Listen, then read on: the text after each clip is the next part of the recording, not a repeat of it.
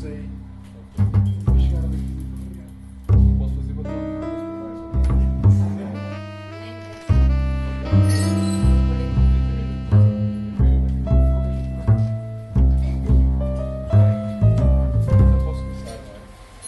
Então, boa noite. Eu já tive a oportunidade de dizer boa noite a alguns de vós, mas a todos não. O meu nome é Carlos Afonso, como está ali. Tenho 30 minutos para falar aqui de um tema que há de estar aqui a alguns. Será isto, não? Desculpa. Isto só com a coreografia que faz sentido. E agora, se puderes pôr isso em fosse tema. Já está.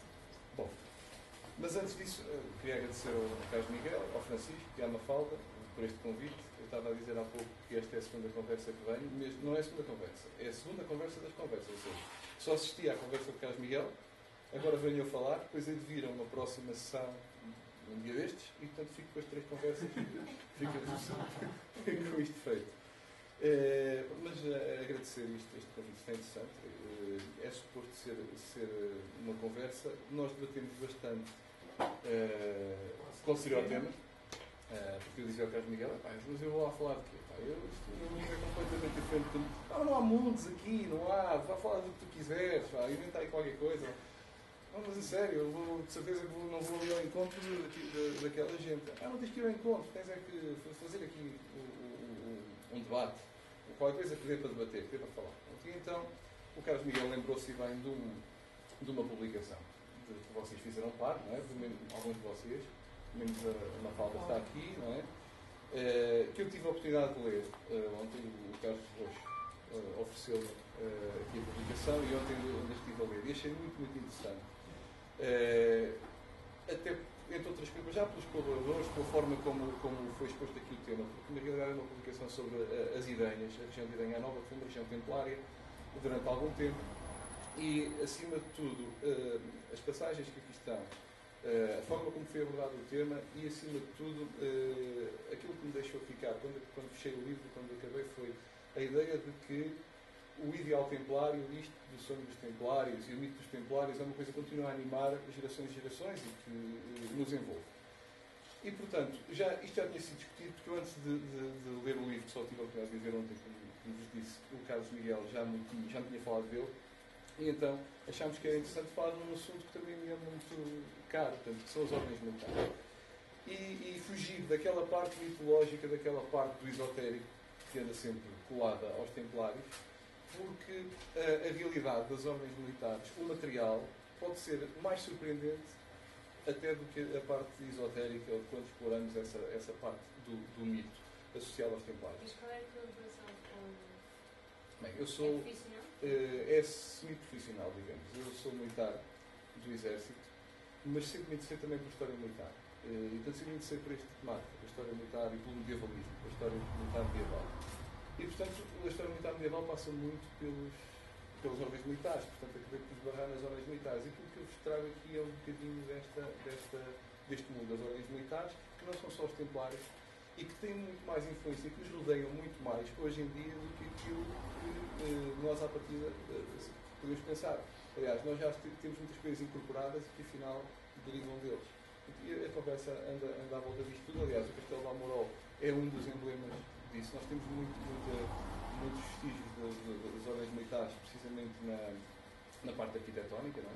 Passamos a vida a cruzarmos com obras das ordens militares.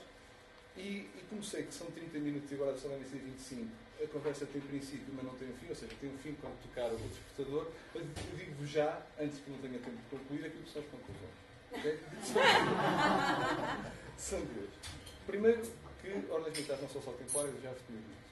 E depois que, precisamente, e toda esta conversa na volta disto, aquilo que é factual, aquilo que é material, aquilo que nós cruzamos no dia-a-dia e que não tem a ver com o mundo do fantástico, é surpreendente. E, portanto, é isso que eu escolhi falar. Ora, mas para falar disto, e eu agradeço muito pouco, porque isto é suposto ser uma conversa, se não me calo, falo 30 minutos. Convinha também fazer aqui um ponto prévio, que é entrarmos na Idade Média. Okay? E nós, quando olhamos para a Idade Média, normalmente olhamos com os olhos de hoje. É a nossa matriz, porque quando olhamos para qualquer período do passado, não recuamos ao passado, olhamos para o passado com os olhos de hoje e tiramos logo conclusões, etc. A Idade Média é um período que que não tem nada a ver com a Idade das Trevas. Aliás, é um período muito luminoso. São 1000 anos. Okay? E esta Idade Média, mesmo que eu estou a falar, é mesmo o meio da Idade Média. Estamos ali no século X, XI, XII. Okay? 1100. Para a volta do ano 1100. E a Idade Média é um período em que o homem vive esmagado. Vive esmagado por Deus. Vive esmagado por Deus. Vive esmagado pela divindade, pelo medo de ir para o inferno. E em que há dois grandes poderes que coabitam, normalmente não de forma muito pacífica, que é o poder da Igreja e o poder dos nobres, da nobreza. Okay? A Igreja tem um poder que é o poder do divino, é o poder do tu vais para o céu, vais para o inferno, tu pagas aqui umas coisas e a gente faz aqui umas negociadas e tu afinal ganhas um lugar, temos lá no Tribunal São Pedro. E depois também há o fator do poder dos miles. Quem são os miles? São os milites, que são os nobres guerreiros. Esse poder é o poder da força bruta. E isso cria, em certa medida, é útil, mas depois deixa de ser útil. São dois poderes que estiveram sempre muito em conflito. Santo Agostinho, já no século V, tinha tentado fazer uma espécie de simbiose entre os dois. E dizia que quando a espada que mata defende a liberdade de viver, os santos choram, mas não acusam. Ou seja, isto, se for para defender a liberdade, isto até é aceitável. Mas a Igreja nunca viveu muito bem com isso. Agora chegamos ali ao limiar da passagem do século XI para o século XII. E temos duas Europas que vão modificar um bocado isto. Temos uma Europa central, uma Europa central e do norte, que é uma Europa profundamente feudal. E em que as famílias feudais dos nobres estão multiplicando de tal forma que acabam por gerar conflitos por terra, conflitos por riquezas, conflitos existentes. Portanto, a cristandade está em conflito permanente. Isso é um problema grave para o Papa. Então, um Deus e um Jesus Cristo foi pregar a paz e depois temos os cristãos a baterem-se uns com os outros. E temos uma segunda Europa, que é uma Europa islâmica, que é uma Europa muito mais avançada culturalmente e que se passa aqui, na Península Ibérica. Okay? Também se passa no outro extremo, na Terra Santa, com um califado que é mais ou menos tolerante em relação à ida dos peregrinos para a Terra Santa. Isso depois vai mudar, esse panorama. Mas temos essas duas Europas. Bem, o Papa tem que resolver alguns problemas. Começa por resolver este problema desta energia potencial que se torna cinética de vez em quando entre cristãos. Então, uma das primeiras medidas é instaurar... Sim, mas essa Europa Islâmica, por exemplo, falas falas da parte que estava fisicamente ocupada pelo Islã. Okay. E que nesta altura é cerca de metade da Península Ibérica. Aliás, só não é mais porque o próprio Islã voluntariamente recuou para o local que lhe era mais agradável, que eram as planícies férteis do sul, não é? Portanto, basicamente é isto. O que é que o Papa vai fazer? Como é que vamos canalizar isto? Primeiro institui as trevas de Deus e diz que os cristãos têm que ter um conjunto de regras de combate entre eles, que não se podem matar indiscriminadamente. Portanto, aos domingos não pode haver guerra entre cristãos. A besta, aquela arma de tiro, portanto, que é um arco com um suporte horizontal, está proibido entre cristãos, porque é uma arma do demónio. É óbvio que isto não chega. E então, surge também outra ideia. Esta energia toda que está, se for canalizada para outro local, resolve um conjunto de problemas aqui na Europa. E, portanto, qual é que é o local? É Terra Santa. Okay? Então surge também a outra situação, que é o apelo à cruzada. Em 1095, o Papa Urbano II convoca um concílio, o concílio de Clermont, e faz o apelo aos cristãos, aos novos cristãos, aos pecadores que se tenham vivido pecados, vão para a cruzada. Claro que também ajuda a isto uma espécie de casus belli, que é o facto dos turcos seljúcidas terem ocupado Jerusalém, tinham um certo fanatismo religioso e, portanto, também a livre circulação de peregrinos cristãos na Cidade Santa já não era da mesma forma e, portanto, é um alívio perfeito. Portanto, canalizamos estes gajos todos que nos estão aqui a causar problemas na Europa para a Terra Santa. Eles, é dois em um. Conquistam a Terra Santa, alastram a cristandade e deixam de causar aqui problemas. Pronto. E, basicamente, uma unidade para combater o inimigo, ou seja, arranjam um inimigo. Arranjam um inimigo, porque é mesmo isso. Porque na Península Ibérica, durante estes primeiros 4 séculos de ocupação, 711 e 1100, a convivência foi geralmente pacífica. Okay? Tanto é que temos vestígios disso, mesmo aqui em Lisboa, dos moçárabes, que é gente cristã, mas que todos os elementos da sua cultura são elementos muçulmanos, de inspiração muçulmana. Bom, isto vamos para as cruzadas e eu queria trazer para aqui este mapa e esta imagem. Podia ter escolhido outras, mas escolhi este mapa. Espero que não se vê muito bem, as letras não se veem, mas eu só queria salientar aquela. O que acontece entre 1099 e 1100, mais ou menos, na Terra Santa, os cruzados, os nobres cristãos, conseguem estabelecer 5 principados católicos. Católicos não, cristãos, na Terra Santa. A pequena Arménia, que já era um núcleo cristão que lá existia, portanto acaba por ser, digamos que, libertado. Há aqui também o Condado de Edessa, que não está marcado, mas fica nesta zona. Depois o Principado de Antioquia, o Condado de Trípoli e o Reino de Jerusalém. Portanto, estes Estados também, uma das maneiras de canalizar a energia é muitos dos filhos segundos da Europa, muitas das pessoas que não vão herdar aqui na Europa, assumem ali as coroas daqueles mais uns principados que aparecem e isto fica bem resolvido. Bom, acontece que tudo isto era dominado por muçulmanos, não é? E surge também a necessidade de assegurar a segurança dos peregrinos que querem visitar a Terra Santa. Então há um senhor francês, o Pin, e mais um conjunto de elementos nobres, na sua maioria franceses, que se apresentam ao rei de Jerusalém e Balduíno e que se oferecem para fazer a defesa dos peregrinos e da Terra Santa, etc. E atenção, eles eram 9, não eram mais do que isso, mas 9 cafreiros cavaleiros. Um cavaleiro é o elemento mais poderoso da guerra medieval neste período. Okay? Está treinado para a guerra. É treinado para a guerra desde os 10 anos. Portanto, eles aos 20 anos são adultos. Aliás, não são adultos na Roma, aos 14, mas aos 20 anos não há ninguém que combata como eles. Okay? Portanto, a oferta de 9 cavaleiros não é de desprezar.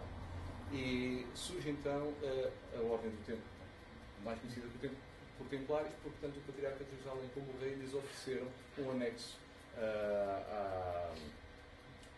à Basílica, ao que depois foi a Basílica de Jerusalém, do Santo Sepulcro, o anexo coincidia com a Mesquita de Omar, que até tinha uma forma octogonal, e portanto daí depois nós já vimos falar que também é um lugar comum, da charola do convento de Cristo em Tomar, que tem forma octogonal, aliás, muitas capelas templárias têm esta forma octogonal. E portanto passaram a chamar-se Cavaleiros do Tempo. Só que antes deles existia uma outra ordem, que já estava na Terra Santa, que era uma ordem de cariz existencial, que era a ordem do hospital. O hospital, precisamente porque tinha um hospital, era de cariz existencial. Já existia em Jerusalém há mais de 100 anos, havia mais de 100 anos nesta altura. Tinha sido fundada por mercadores italianos numa cidade-estado que era Amalfi. Fundaram então o Hospital de São João de Jerusalém, de apoio aos peregrinos. Portanto, era uma ordem existencial. Portanto, estas duas ordens foram assim as primeiras ordens. A ordem do hospital é interessante porque quando vê os templários, que eram gente laica, cavaleiros laicos, que se vão tornar religiosos, ela faz um movimento contrário. São religiosos que se vão armar e que se vão militarizar. Okay? Então temos duas ordens, que é a ordem do hospital e a ordem do templo.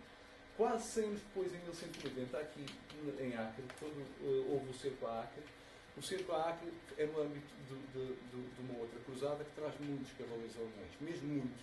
Tinham uma das dificuldades era não se entenderem com os outros, porque a língua franca é o latim, mas é só para gente culta. Muitos dos nobres não se entendiam. Então estes alemães fundaram um hospital de guerra mesmo, um hospital de sangue, que é o Hospital dos Teutónicos, que era alemão. E deste Hospital dos Teutónicos surge também uma outra ordem militar, que é a Ordem Militar dos Teutónicos. Estas três ordens que eu falei são ordens ditas universais. Porquê? Porque elas espalharam-se pela Europa toda. E espalharam-se pela Europa toda, junto de reis, junto de nobres, herdaram, tinham muitos povos, tinham muito território, e as receitas que obtinham da Europa eram canalizadas para a guerra na Terra Santa e para o engrandecimento das próprias ordens. Tá? Até aqui vemos as ordens universais. E tu querias dizer alguma coisa? Não. Estava a pensar muito. Quanto tempo temos? Um minuto. 15 minutos. Os teutónicos distinguiram-se muito nas campanhas da Livónia, da Polónia, daquilo que foi a Prússia Oriental depois, dos Estados Bálticos, porque iam pacificar os pagãos, também eram povos pagãos, okay? Os cavaleiros teutónicos. Aliás, eles estão na origem. A Alemanha da Primeira Guerra, da Segunda Guerra, recuperou muita da simbologia teutónica, um bocado abusivamente, como fazem todos os nacionalismos exacerbados, mas apropriam-se de símbolos anteriores, porque realmente os teutónicos estiveram na origem da Prússia. De onde é que vem esse nome, Teutónico? Teutônicos vem de Teutões, vem de uma tribo já de antes de Cristo, uma tribo do tempo dos romanos, que, aliás, duas tribos, os símbolos e os químbricos, símbolos e os teutões, que eram tribos germânicas que chegaram a invadir Roma e a saquear Roma por volta de 300 a.C. Okay? E, portanto, os germânicos, os povos germânicos também são uma amálgama de povos que têm em comum é a região de onde vêm e o idioma de raiz anglo-saxónica, não é? E, portanto, eles adotaram esse nome porque teutão é sinónimo, em certa medida, de alemão. Será que é por isso que os alemães Tedesco é possível, é possível. É possível, mas não sei, é uma questão de ir ver. Mas, basicamente, tem esta origem. Esta primeira cruzada foi a primeira guerra religiosa, crise religiosa entre cristãos e muçulmanos? Não foi a primeira. Essa é uma boa pergunta. Não foi a primeira guerra de cariz religioso. Embora essa ideia de religiosidade, de guerra pela religião, é uma ideia que também não surge no início da invasão muçulmana. Os muçulmanos expandem-se, vão entrar num espaço que é nitidamente europeu aqui na Península Ibérica, entre 711, a pedido dos próprios visigodos que cá viviam. Durante mais de 150 anos, 150, 120 anos, nunca teve cariz religioso. Eram dois povos, era um povo do norte da África, e não só, tinha com muita gente, era o Islã, já tinha um cariz religioso da parte islâmica, não da parte cristã. Da parte islâmica tinha um cariz religioso, porque o Islã não era superior do ponto de vista militar, até era equivalente. Agora, tinha uma coisa que é a força do ideal. O ideal islâmico da jihad, fazia com que, independentemente de haver contacto pessoal entre os próprios chefes, entre as forças militares, eles tinham todos o mesmo objetivo em mente. E, portanto, é dessa forma que devastaram, por exemplo, em 8 anos conquistam toda a Península Ibérica, só aquela parte, das Astúrias, da Navarra, é que ficam fora. Porquê? Porque, ao contrário desta ideia que é comum a todo o Islão, os chefes, os caudilhos visigodos, vivem espartilhados nos seus feudos. Okay? E, portanto, quando o Islão avança em bloco, um senhor visigode defende-se com os meios que tem e nem tem ajuda de mais ninguém ao lado. E, portanto, muito rapidamente eles passam a ferro, cilindram a Península Ibérica. Agora, só começa a haver esta noção de guerra religiosa e Islão com cristandade aqui na Península por volta do ano de 830, com Afonso III, o rei das Astúrias, que, para justificar as pretensões que tem a território que está armado, portanto, território que o Islão abandonou, vai recuperar esta ideia e vai surgir este termo que nós conhecemos como o termo de reconquista. Reconquista, só este nome encerra logo um conjunto de significados. A reconquista é algo que nos foi usurpado e que nós vamos reaver. Okay? Reconquista porque eles são pagãos e nós somos cristãos e temos também, é a nossa jihad, temos a obrigação de evangelizar. Agora, isto é um movimento político, acima de tudo é um movimento político, para justificar uma nobreza que já não cabe nas Astúrias e que tem que se apropriar outra vez de territórios mais a sul. Por acaso, até foram abandonados pelo próprio Islão. Okay? Portanto, a pergunta faz sentido e quando avançamos aqui para a Terra Santa. Eu estava a perguntar isto porque vi uma vez o Amin Maluf numa entrevista com o José Lourenço Santos a dizer que antes das cruzadas todas as guerras entre muçulmanos e cristãos tinham sido por razões territoriais. Sim, fundamentalmente, mas isso é o Amin Maluf, estamos a falar. Não, exatamente, não, por isso é que eu queria perguntar. Um indivíduo que tem uma matriz muçulmana, não é? Uma matriz islâmica, apesar de ser ter sido britânico. Portanto, tem uma cidadania europeia. E este senhor escreveu, entre outras coisas, várias obras, romance, etc., mas escreveu sobre este tema, As Cruzadas Vistas pelos Árabes, que é um livro interessante e que se consegue ler com facilidade, mas naturalmente essa argumentação também não é muito exata. Porque aquilo que faz o Islão expandir-se é precisamente a ideia de jihad. Todo o mundo tem que se submeter ao Deus único, okay? Que é o Deus verdadeiro, que é Allah. Portanto, isso é verdade até certo ponto. Agora, do ponto de vista europeu, não é. Do ponto de vista europeu, isto foi realmente. O que se passou na Terra Santa foi gente a mais na Europa, com muito poder. É melhor mandá-los daqui para fora para não estragar as nossas carreiras. Ok? Imigrem. Pronto, eles imigraram. E, entretanto, queria só chamar a atenção que os Templários, um dos castelos que tinham era Chastel Blanc, aqui, no Principado de Antioquia, hoje Síria. Os hospitalários que tinham dos castelos tinham o famoso, talvez o mais emblemático, o Crac de Chevalier, o Crac dos Cavaleiros, okay? Que fica na Síria hoje. E depois, já aqui em Jerusalém, Belvoir, o castelo de Belvoir, que é um castelo também hospitalário, só restam algumas ruínas, mas tem algum interesse para aquilo que eu queria dizer a seguir. Em Portugal, do outro lado do continente, passa-se uma coisa interessante.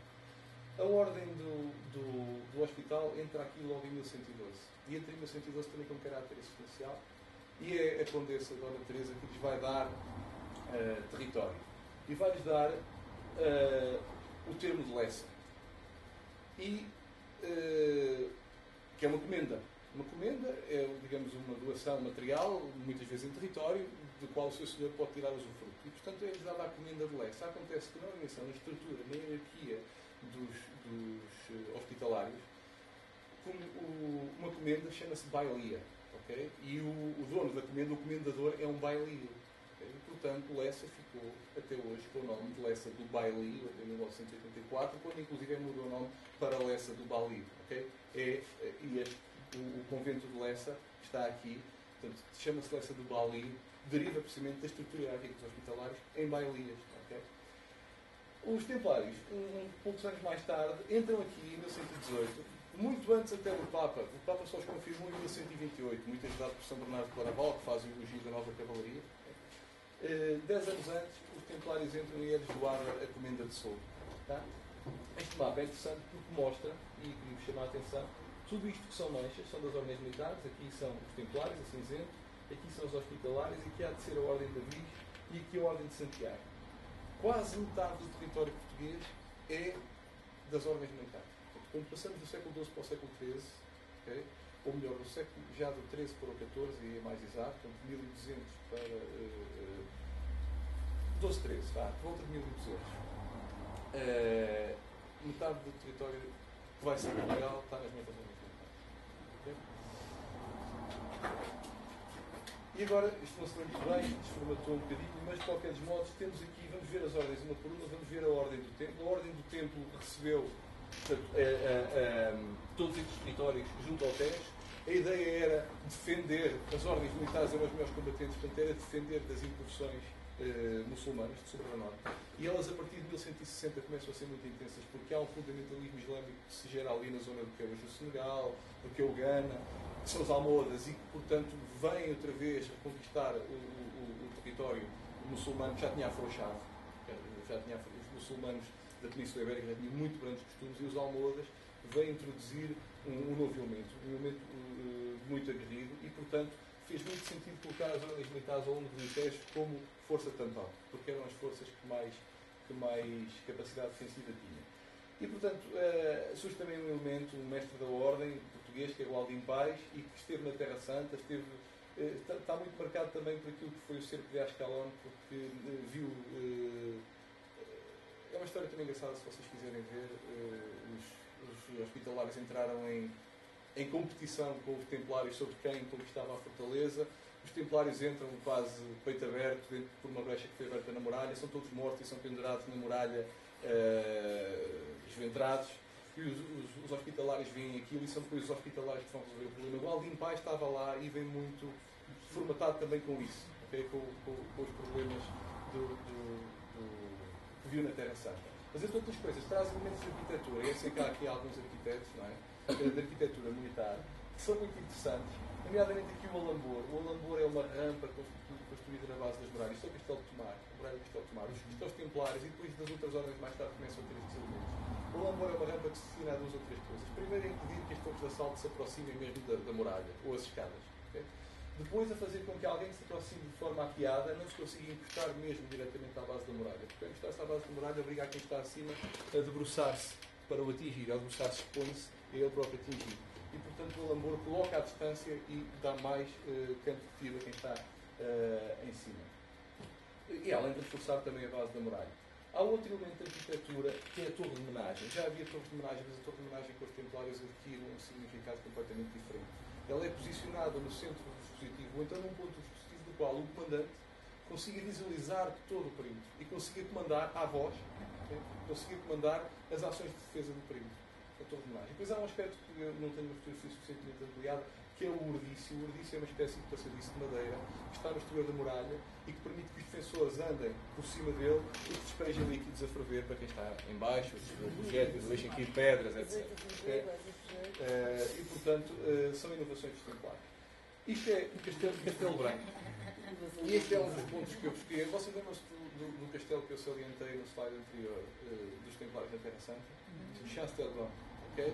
Em 1211, a Ordem do Templo ia passar, pois não chegou a passar efetivamente, mas houve uma tentativa. Quando deixou de ser prioritário o Sul, okay, para a Ordem do Templo, só era prioritário manter as posições que eles já tinham aqui, então houve a ideia de fundar uma cidade, foi doado o território, que também fica ali adjacente às Idanhas, né, Castelo Branco, ou melhor, um território que os Templários chamaram de Castelo Branco em português, mas que é uma réplica de Chastelblanc que eles tinham na Terra Santa. Depois temos aqui então a Charola, já falei dela. Portanto, há muitas capelas templárias. Quase tudo que se fala de mística à volta destas capelas e dos templários não pertence aos templários. Pertence a um movimento, a uma manobra que Dom Dinis protagonizou e que é a transformação da Ordem do Tempo numa outra ordem e que teve que, para passar incólume àquilo que era a censura do Papa, teve que disfarçar muitos elementos. E, portanto, muito do incógnito que nós temos hoje em dia deriva de, na Ordem de Cristo, que é a sucessora da Ordem do Templo, ter que se proceder ao esconder de muitas reminiscências do tempo dos Templários. Okay? E esse movimento vai ocultar coisas, voluntariamente vai ocultar coisas, quase 800 anos depois, ou neste caso estamos a falar de 1318, portanto 700 anos depois, ficaria desperto em nós muito interesse, não é? Porquê é que isto foi escondido? Basicamente é esse movimento. Depois temos, eu peço desculpa não se lerem as letras, mas tivemos que fazer aqui um ajuste. Temos então aqui a Ordem do Hospital. A Ordem do Hospital só se militarizou muito tarde, mas depois de ser militarizado também protagoniza um avanço aqui em todo o escritório. Este escritório aqui no meio, a azul, se vocês reparem, está mesmo cravado naquilo que eram as posições templárias. E está cravado porquê? Porque o poder templário em Portugal estava a avançar de tal maneira que em 1194 Dom Sancho I, o nosso segundo rei, resolveu, está bem, então vamos espartilhar os templários em dois e vamos colocar lá no meio a Ordem do Hospital, que é para... porque estas ordens, especialmente as ordens universais, são ordens transnacionais, elas são mais poderosas que os reis. Elas não têm, elas só obedecem ao Papa, só se submetem ao Papa. E, portanto, se eles resolverem regular-se contra o rei do território em questão, criam graves problemas ao rei. E, portanto, os nossos reis sempre tiveram muita preocupação em arranjar artifícios legais para limitar este poder das ordens. E a Ordem do Hospital surge aqui. Esta cruz chama-se Cruz de quê? De Malta. A Ordem do Hospital é a Ordem de Malta, porque ela, quando foi expulsa da Terra Santa, foi parar à Ilha de Rhodes. E quando foi expulso pelos turcos da Ilha de Rhodes, vai parar à Ilha de Malta. E ficou a Ordem de Malta. Mas desde sempre, esta cruz é a cruz dos hospitalários, que é da Ordem de Malta. A Ordem de Malta é a única ordem que perdurou até hoje. Aquilo que nós temos hoje, de templários ou de outras ordens, são reminiscências de alguém, ou melhor, renascimento de grupos que querem apropriar-se dos valores do antecedente, bem ou mal, portanto não interessa, mas para fazer reviver. Portanto, quando a Comenda Templária das Idanhas, que vocês falam no livro, é um conjunto de gente apaixonada por estes temas e que resolveu fundar a Comenda Templária, claro, agregada a um movimento maior, que é o movimento templário. Houve uma espécie de renascimento templário no século XX. Houve vários, e este último até é um renascimento, está muito ligado aos militares, porque o grão-mestre até é um general americano na reserva. Portanto, é o grão-mestre da Ordem Templária hoje em dia, se bem que não tem nada a ver com os freires. Mas a Ordem de Malta tem. A Ordem de Malta tem um contínuo desde que foi criada até agora. A Ordem de Malta é uma organização transnacional que tem assento nas Nações Unidas como observador. Okay? E que faz a assistência, continua a ter a mesma função que tinha no século XI. Okay? Vocês veem a ambulância com a Cruz de Malta. A Ordem de Malta faz assistência, principalmente em locais de conflito. Okay? Vocês lembram-se dos castelos que eu vos mostrei na Terra Santa? Lembram-se do castelo de Belvoir? Este castelo é o equivalente hospitalário ao castelo de Almorola, o castelo de Belver, ok? Conceito de Gavião. Conceito de Gavião é hospitalário, o castelo de Belver, sobranceiro ao Rio Tejo. Depois temos também... Então, vou resumir rápido. Tenho mais de 2 ou 3 minutos, não? Sim. Pronto. Depois temos aqui a Flor da Rosa. Rhodes foi sede da Ordem, Rhodos, em grego. Quer dizer rosa. Flor da Rosa foi Gonçalo Álvares Pereira, o pai do Dom Álvares Pereira. Okay? Álvaro Gonçalves Pereira. Fundou para ser o seu mausoléu. Está lá o seu túmulo. Agora é uma pousada, mas vocês podem lá visitar. Está lá o seu túmulo. Ele fez-se enterrar como os grandes chefes bárbaros. Fez-se enterrar ele e aos pés dele estão os seus 3 adjuntos. Quando morreram foram aos pés dele. Como os grandes reis germânicos do antecedente. Isto é o Crato. Lembram-se do Crato dos Cavaleiros? Isto é o resto do castelo do Crato. O Crato era dentro, também, a ordem do Crato. O prior do Crato é o prior da ordem do Hospital em Portugal. Okay? E lembram-se do Crato.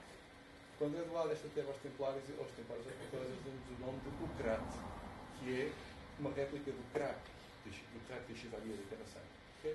Isto tem a ver com a Cruz de Marmoar, porque depois no século XIII também há um prior hospitalário que traz, no âmbito da Quarta Cruzada, traz para Portugal uma relíquia que é parte do é o Santo Leiro, parte da Cruz de Cristo, traz-la para aqui. Okay? E em 1340 este Álvaro Gonçalves Pereira leva para a Batalha do Salado e à frente das hostes cristãs desbarata os muçulmanos e vence a Batalha do Salado. Depois temos a Ordem de Avis. A Ordem de Avis ocupa este espaço e este. É uma ordem que nasceu em Évora, porque Évora e estes territórios aqui foram conquistados por um caudilho, por Geraldo de Sempavor, um ladrão, entrava à socapa e conquistava aquilo. Na altura, o Geraldo de Sempavor, em 1172, passa-se para o lado muçulmano, portanto isto era assalariado. Passa-se para o lado muçulmano e, passando-se para o lado muçulmano, Évora fica desprotegida. E então, espontaneamente, surge uma ordem, que é a Ordem de Évora, e que em 1211 vai receber Avis e passa a chamar-se a Ordem de Avis. Okay? Portanto, tem Castelos, Alcanedo, Coruche e Évora. Se vocês forem a Évora, ainda vêm a Rua da Freiria Velha, que era onde, claro, não resta nada do edifício, mas são reminiscências que nós temos hoje também do local onde era o priorato. Okay? Mas Alcanedo também era... Alcanedo era da Ordem de Avis. Também. Toda esta faixa a sul do Tejo, Coruche, aquela zona ali do Rio Sorraia, era tudo, onde é a barragem de Montargil, hoje era tudo propriedade da Ordem de Avis. Okay? O nosso, a primeira rei da segunda dinastia, Dom João I, era mestre desta ordem. Okay? E depois temos a Ordem de Santiago. A Ordem de Santiago, também para ser rápido, vocês veem ocupa esta área.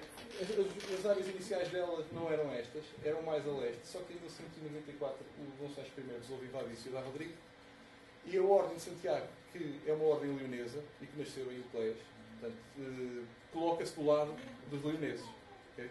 contra os portugueses. Então, o Dom Sancho aquilo que faz é colocá-los mais junto ao mar e, portanto, os territórios que lhes atribui é o mais afastado possível da fronteira com Leão, para dificultar qualquer aproximação a Leão, caso haja guerras portuguesas contra Leão. Temos exemplares em Palmela, isto aqui é Alcácer do Sal, e em Mértola, isto é uma fotografia dos anos 50 e 60. Depois temos a Ordem de Cristo. A Ordem de Cristo, Dom Dinis teve visão, quando a Ordem do Templo é extinta em 1307, o Papa dá a ordem para que no Concílio de Viena, para que os bens da Ordem do Templo passem todos para a Ordem do Hospital. Em Portugal não foram passados para a Ordem do Hospital e em Aragão também não. Aliás, o rei de Aragão até foi o primeiro a ter a ideia, porque é de 1317, criou a Ordem de Montesa e em Portugal foi criada a Ordem de Cristo, que está no início dos descobrimentos. O Infante Henrique, que é um dos infantes, portanto, filho de Dom João I, da Inglita geração, foi nomeado administrador da Ordem. Eu já falei de muita gente da Casa Real que a dada altura começa a aparecer ligada às ordens.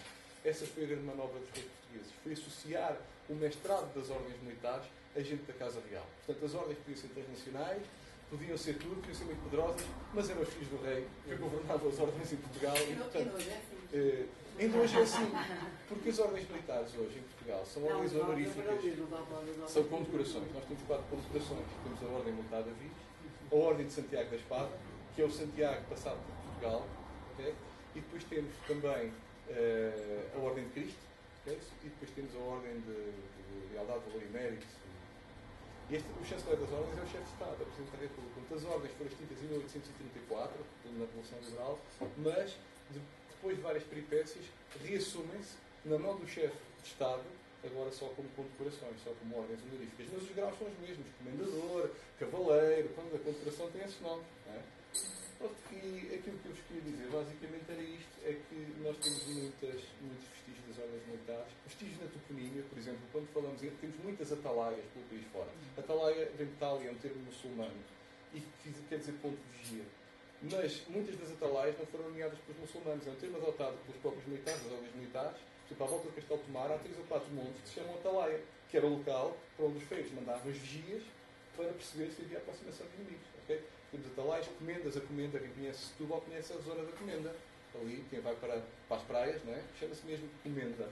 Temos a comenda também ali na zona de Gavião, entre o Crato e quem vai para o Castelo de Belvedere, passa numa freguesia que é a freguesia da comenda. Portanto, temos o baile, como já vos disse.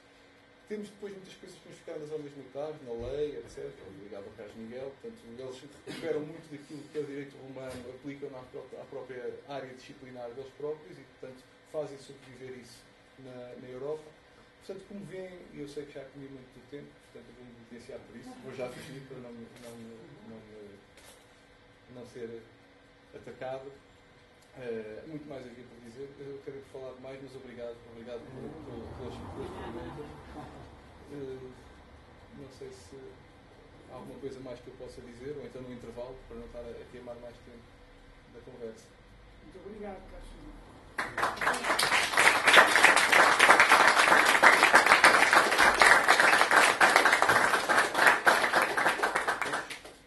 Posso abandonar a posição? Agora, que não falo 5 minutos, mas não são mesmo 5 minutos. 5 minutos.